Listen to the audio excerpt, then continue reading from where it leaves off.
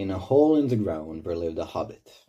Not a nasty, dirty, wet hole, filled with ants and worms and an oozy smell, nor yet a dry, bare, sandy hole with nothing in it to sit down on or to eat. It was a hobbit hole, and that means comfort.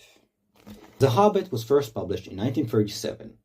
Before publishing his book, Tolkien was a philologist, and using his skills as one, the languages he created for this world all add real structure to them, just like English or Mandarin. The Hobbit takes place in Middle-earth, which is a world not created for the purpose of writing a book, but merely as an exercise of thought, and only later, after he fleshed out the entire world, did he decide to write a book, which is very notable at times. Middle-earth is influenced by many other mythologies, mainly Greek, Celtic, and Norse. For those of you who do not know anything about The Hobbit, I'll give you the basic premise for the book. Bilbo Baggins, a hobbit who is a tad odd from the rest, lives his comfortable life until a wizard and a company of dwarves offer him adventure. Now, I'll give you a spoiler alert, since I will be talking about specific parts of the book I liked. Good? Now let's get into it. Usually your protagonists in fantasy media are the strong, capable types, and so are their companions. Well, not here. Bilbo is a hobbit, which is basically a 106 centimeter tall, medieval English farmer. He is not a capable fighter, and Tolkien knows this. In the second chapter of the book, Bilbo and his companions almost get turned into troll food. Now, you might wonder, how did they get out of this? Well, Bilbo gets the trolls to argue until a wizard comes to save the day. He even gets a ring that turns him invisible. And in the final battle of the book, he gets knocked unconscious by a rock, and he remains that way for the rest of the battle.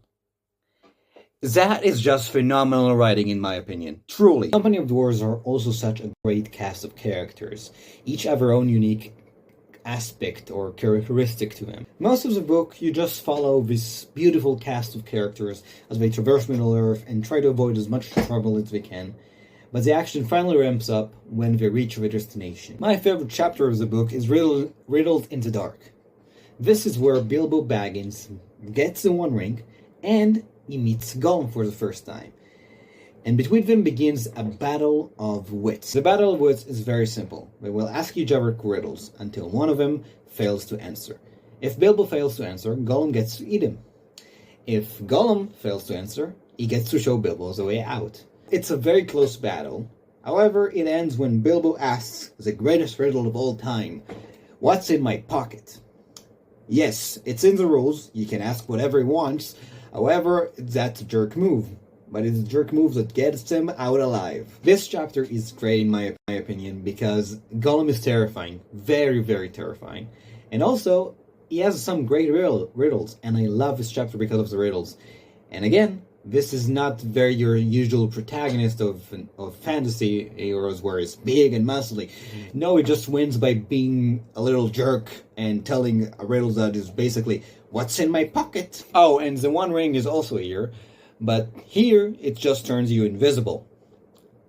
And that's basically it for the entire book. And there are subtle hints that it may have more power than it shows, and it's a really important artifact. But that's for the Lord of the Rings, so we don't... It's just a ring that turns you invisible if you put it on. I love it. It's great. I love this book immensely. I've read it twice by now, and I'll probably read it again. It's such a beautiful story. Very, very well written. The prose here is amazing. And you know, it's just a good classic fantasy story without anything actually big happening.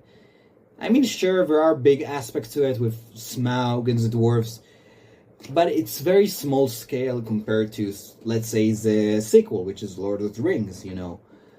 But I love it. I love that it's just a simple book without anything seriously big or astonishing happening, you know.